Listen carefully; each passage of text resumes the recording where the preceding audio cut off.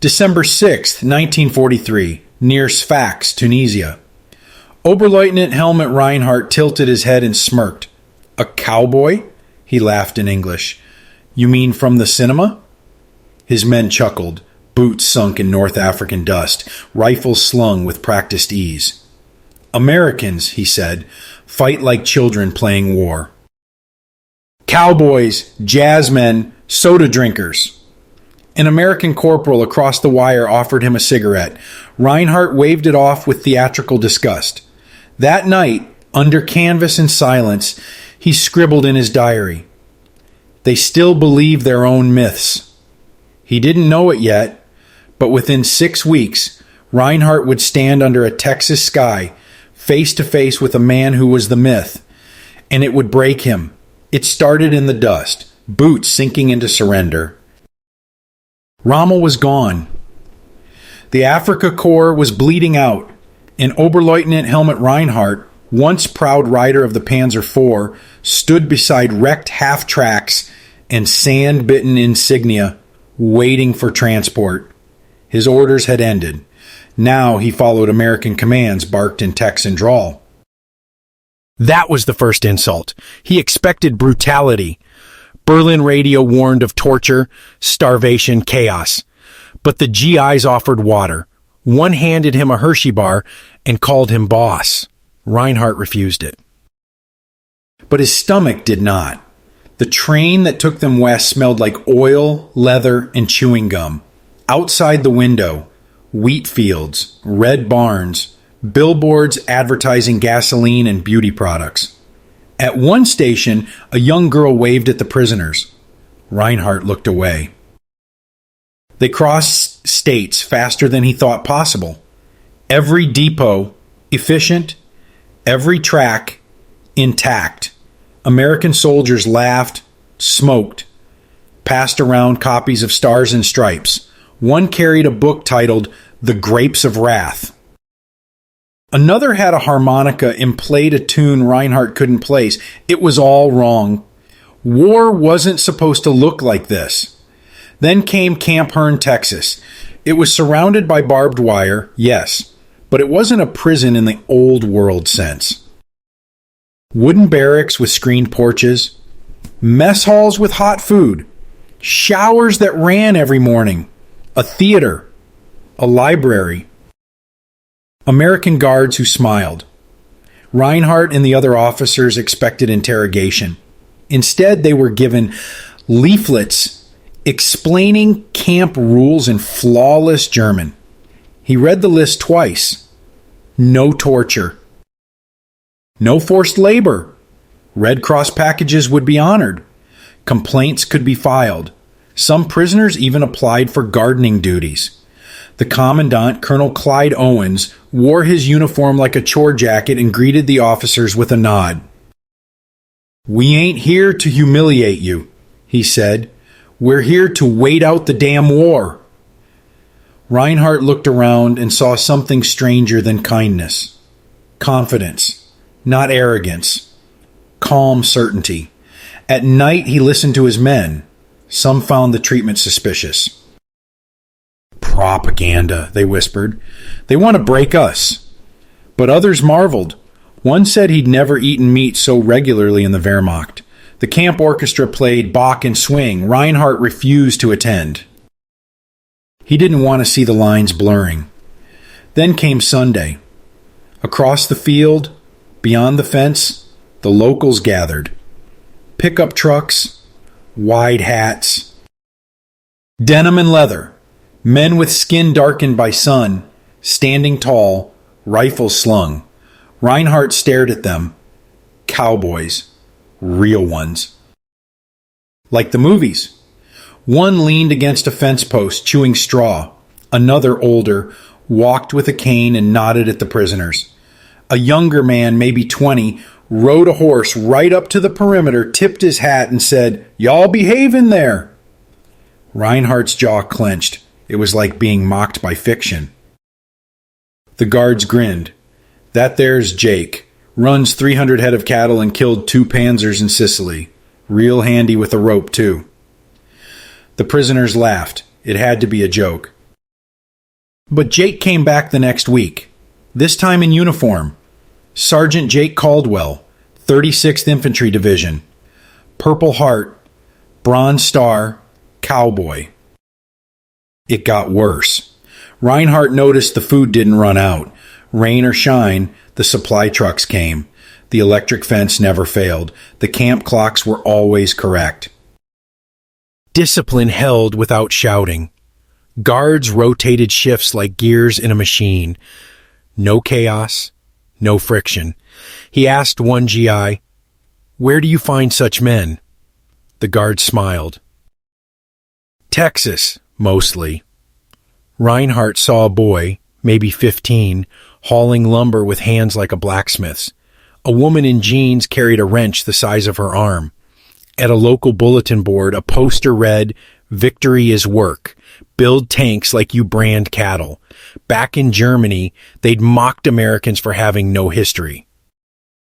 But Reinhardt started to suspect that maybe America was writing its history faster than anyone could understand it. And cowboys, they weren't just legends. They were the skeleton of the system. The first time Reinhardt heard the spurs, he thought someone was playing a joke. It was early, fog still lifting off the camp fields, when a rhythmic clink-clink echoed near the wire. He stepped outside the barracks and froze. A man in a wide-brim hat walked by, boots dusty, denim worn, revolver on his hip, not a costume. A working tool. His shirt sleeves were rolled, arms bronzed, eyes unreadable. One of the guards chuckled. "Don't get lippy, Fritz. That one wrestles cattle before breakfast." The German soldier snorted. It had to be for show. But the man wasn't putting on anything. He never even looked their way. He was just passing through. Boots, spurs, sidearm, silence. Later that week, Reinhardt saw him again, at the range. The cowboy drew and fired 6 shots into a tin can from 20 feet without blinking. Then he reloaded with one hand and went back to mending a fence. Reinhardt tried not to be impressed, but something in him tightened. That evening, a rumor spread. The cowboy, his name was Luther Mayfield, wasn't military. He was a civilian contractor on loan from the ranch next door. Used to break horses for the cavalry. He'd fought in France in the last war, took shrapnel to the leg, and came home to run 1,000 acre solo. The pistol? Issued to him by the sheriff's office. To the Germans, it made no sense. Power was supposed to come from titles, ranks, medals, declarations. But here, in this strange open country, a man could be nothing more than Luther and still command the room. That weekend, a new face arrived at the fence line. An old man in a battered WWII uniform, stars on his collar faded with time. He sat in a wheelchair but saluted the guards with a sharpness that made even the prisoners stand straighter. Word spread fast. General George Maddox, retired. He'd lost both legs in the Moose Argonne, now lived in town, and liked to check on the boys. He looked Reinhardt dead in the eye, then tipped his hat. The gesture struck something deep. This was no Hollywood fiction. This was a land where myth and muscle sat in the same chair. And Reinhardt, for the first time, felt small, not because he had been defeated in war, but because he had misunderstood what power looked like.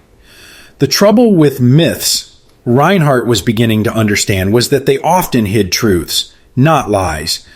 The camp routine was efficient to the point of discomfort. Wake up at 0600. Roll call conducted with silent precision. Meals delivered hot on time, with portions that rivaled German officer mess halls, and no one shouted. No barking, just process, quiet, humming, relentless. Then came the day the tractors rolled by. It was a Saturday. A convoy of flatbed trucks passed the camp fence, each carrying machinery so large it looked absurd. Reinhardt and his men watched in disbelief as a boy, no older than 16, steered a green John Deere off the ramp with one hand on the wheel and a sandwich in the other. His feet didn't even reach the pedals properly. A woman, middle-aged, stepped down from the cab of a combine, and wiped her forehead with a gloved hand. She looked like she could lift an MG-34 without help. "Those kids," a fellow prisoner whispered, "they're running a front line of their own." The guards didn't brag. They didn't need to. One of them, a sergeant with a twang so thick it could slice bread, simply said, "We feed half the planet, boys. Don't let the hats fool you." Reinhardt tried to dismiss it. Civilians. Irrelevant. But then he saw the trucks return, this time loaded with crates labeled diesel, rations, 30 cal ammo. No military escort, no armored convoy. Just 3 farmhands and a dog. Later that month, a German POW attempted to bribe a supply clerk for extra rations. The punishment came not with fists or stocks, but with paperwork. The man was reassigned to sanitation, docked privileges, and made to recite Geneva Convention passages for 2 hours. It was humiliating in a way no shouting could be. "They rule with paper," Reinhardt wrote, "not fear. And it works." What gnawed at him most wasn't their strength. It was how calmly they carried it. There was no theater. No propaganda. No speeches. Just the constant mechanical pulse of a society that knew exactly what it was doing. He watched a squad of GIs drill with local ranchers on the field next to the camp. Civilian men in flannel and denim moved with the precision of regular infantry. One of them disassembled a carbine faster than Reinhardt had ever seen. Another joked about changing oil in a Jeep while firing it. They laughed. They worked. They trained. They didn't separate the war from the life they came from. It was the same muscle. And that was when it struck Reinhardt. Not only were these cowboys real, but they were part of something terrifyingly seamless. The rifles, the railroads, the rhythm of the day. It all moved as one. Germany, he realized, had warriors. America had a machine. They first met in the mess hall. Sergeant Bill Dawson didn't announce himself. He walked in like he'd done it 100 times before, hat off, sleeves rolled, holster loose on his hip. He wasn't tall. He wasn't loud, but when he stepped in line beside Reinhardt, the room went quiet. The guards nodded to him with a mix of familiarity and respect. One said, "Mornin', Sarge." Dawson nodded back, polite, plain, like he was ordering eggs instead of escorting prisoners of war. Reinhardt watched the man's hands. Thick, scarred knuckles, rope burns along the fingers. Not from combat, but from cattle. Dawson caught his stare. "You're one of Rommel's boys?" he asked, voice slow as the Brazos. "I was," Reinhardt answered. Dawson didn't blink. "Well," he said, "welcome to Texas. Ain't the Reich, but the coffee's hot." Later, in the yard, Reinhardt heard more. Dawson was raised outside of Amarillo. Rode horses before he could read. Enlisted after Pearl Harbor. Fought in Sicily. Lost his brother in Salerno. Came home to help run the ranch while recovering from a leg wound. He volunteered at Camp Hearn once a week. That evening, Reinhardt approached him again. "You are cowboy?" he asked, the word catching in his throat. Dawson chuckled. "I reckon. Depends who's asking. My granddad fought for the South. My daddy fought the Kaiser's boys. I fought yours." Reinhardt almost instinctively replied, "We thought cowboys were fiction, cinema." Dawson looked at him, expression steady. "Yeah, folks think that. Truth is, we don't need the movies to feel tough. We just get up early."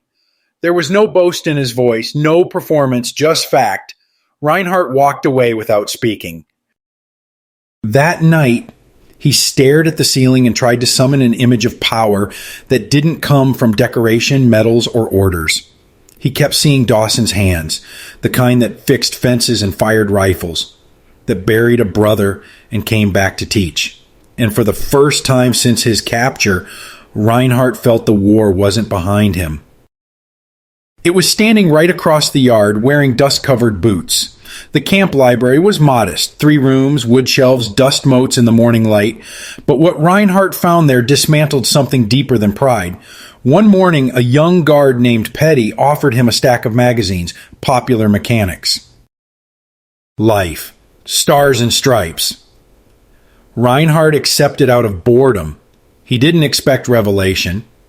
The first shock came in a feature about the Willow Run plant in Michigan.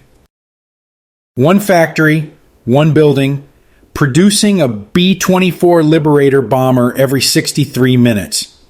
He read the line twice, not because he didn't understand English, but because his mind rejected it.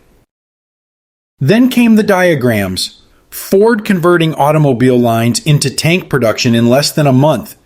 Pipe grids spanning states feeding oil directly into war routes. A note scribbled in the margin, maybe from another POW. They built a war like they build farms, with routes, not flags. Days later, Sergeant Dawson brought in a map. It wasn't of Europe. It was of supply lines, sea, rail, truck. Dozens of routes spidered from Texas outward, up the Mississippi, across the Rockies, into New Jersey ports, down through Mexico. Each had legend tags: steel, fuel, meat, parts, cattle. Reinhardt stared at it longer than he intended. "You boys run your armies from horseback," Dawson said quietly. "We run ours from warehouses." Reinhardt didn't respond. He couldn't.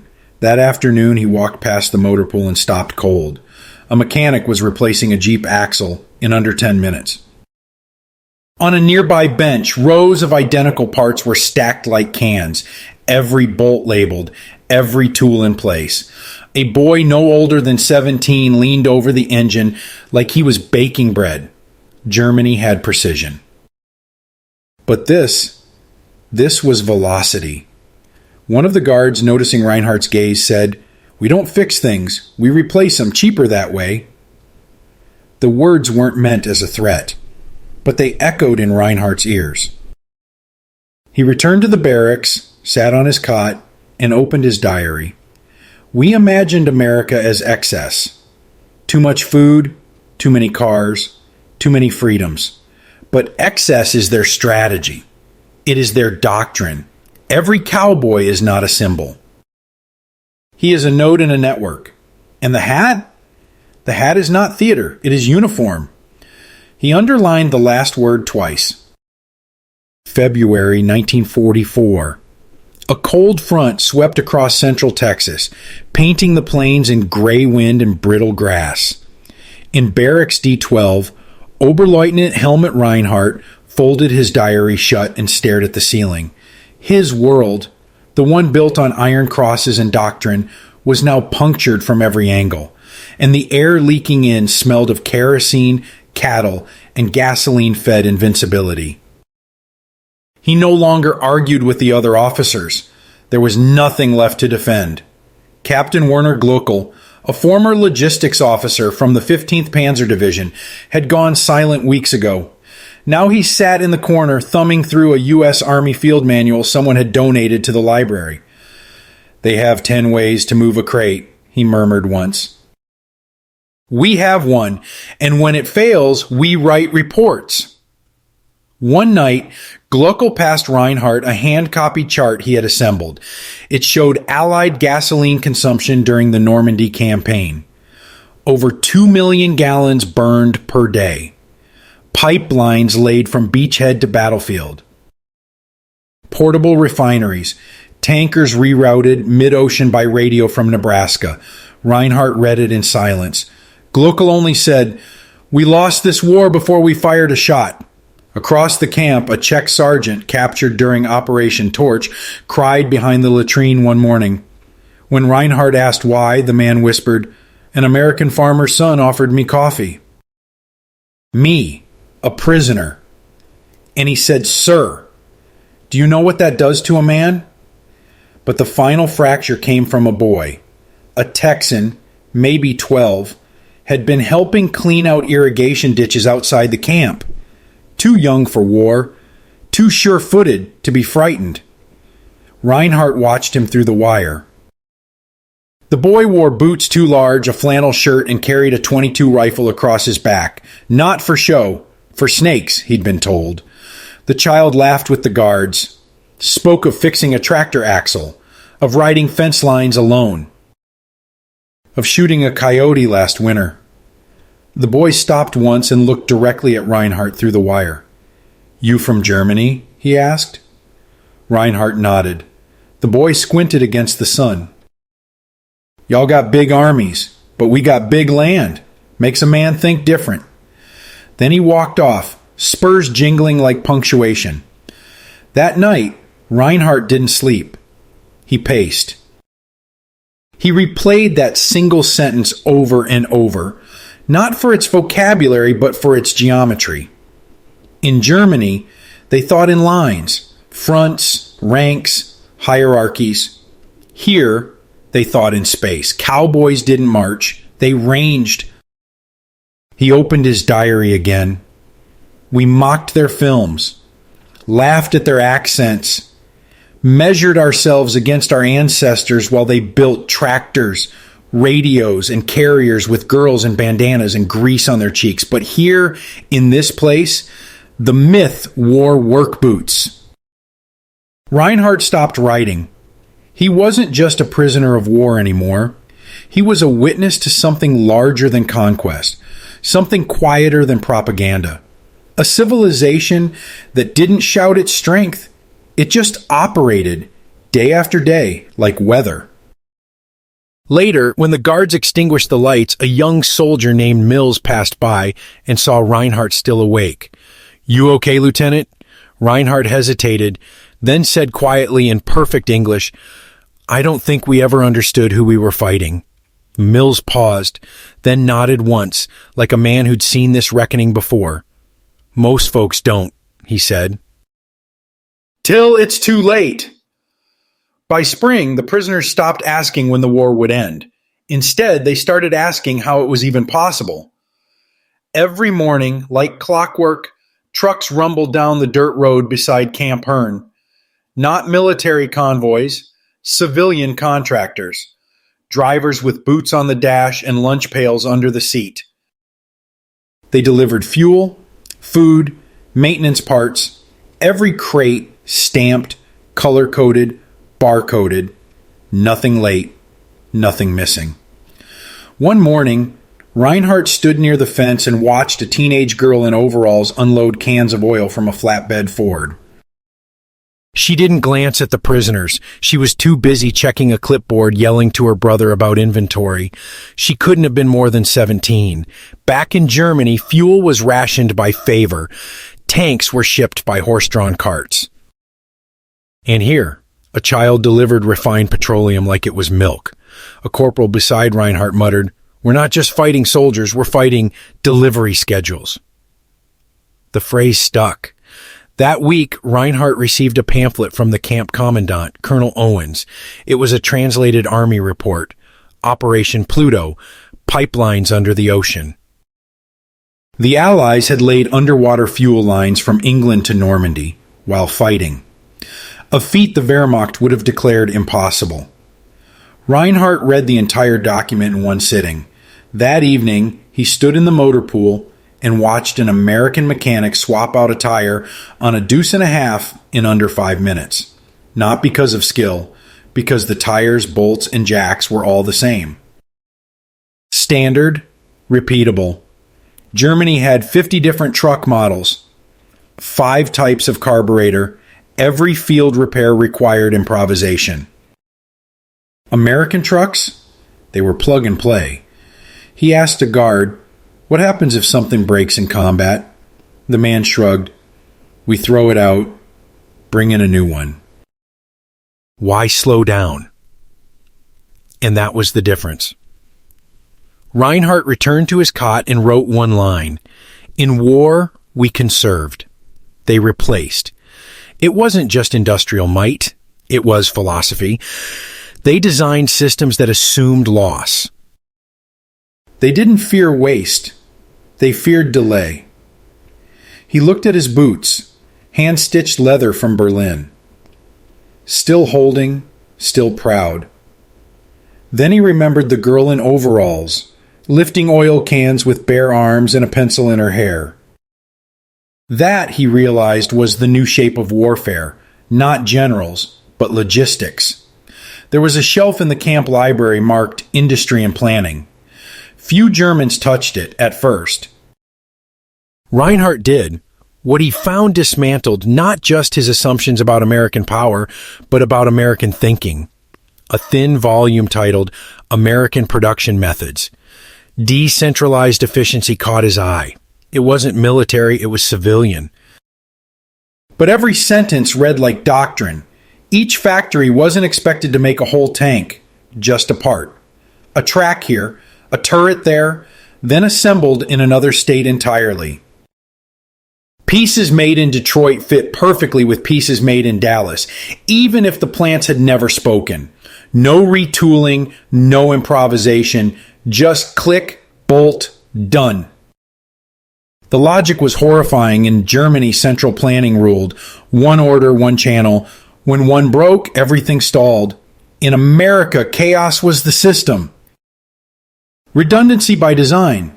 If one line failed, 10 more covered it, and all of them were growing. Reinhardt copied a quote from a 1942 war production report. "We do not fear the loss of a factory. We fear the loss of momentum." He sat with that line for hours. One morning, a new poster went up in the mess hall. It showed Rosie the riveter with her fist raised, sleeve rolled. The caption read, "She builds for two fronts." Reinhardt stared at it longer than he meant to. Later that day, he passed the camp workshop. An American sergeant was helping a prisoner repair a typewriter. Overhead, pinned on the wall, was a diagram of U.S. tank components with replacement times. Tracks, 45 minutes. Engine, 2 hours. Radio, 30 minutes. Entire sections designed for rapid swap-out, not repair. "You don't fix?" Reinhardt asked. The sergeant grinned. "Fixings for clockmakers." We fight, we build, we move on. Even their language was modular. At dinner, a POW engineer said aloud what no one wanted to admit. This isn't improvisation, it's philosophy. They've accepted that everything breaks, so they build with the assumption that it must. And suddenly the Cowboys made sense. They weren't contradictions, they were metaphors, unbothered by loss. Always moving. Roping systems, not just steers. Reinhardt opened his diary again. In our Reich, failure was punished. In theirs, it was expected and neutralized. That wasn't just logistics, that was ideology. By late spring, the camp no longer felt like a prison. It felt like a mirror.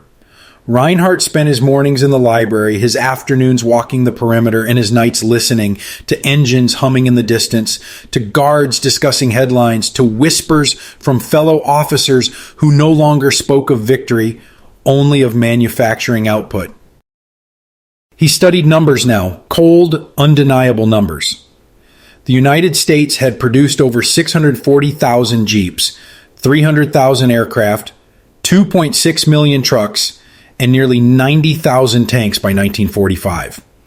One Ford factory, just one, could outproduce all of Germany's armored divisions combined. They burned 2 million gallons of gasoline a day in Europe just to move. That was more than Germany could refine in a month. Reinhardt traced the figures with his finger. It felt like touching the bones of a machine that had already rolled over him. At dinner, a younger lieutenant named Klaus muttered, "They fight with distance."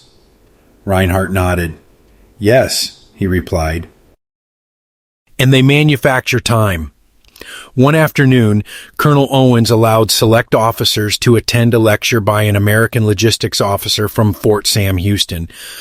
A rotund man with chalk-stained hands, he mapped the war in boxes, arrows, charts, not battles, supply curves. At the end, he looked at the Germans and said plainly, "You built a war for glory. We built one for endurance." No one spoke. That night, Reinhardt wrote one final entry. They drink Coca-Cola from machines and fuel Sherman tanks like tractors. Their soldiers march in nylon, eat chocolate, and write letters from front lines that move with the tide of gasoline.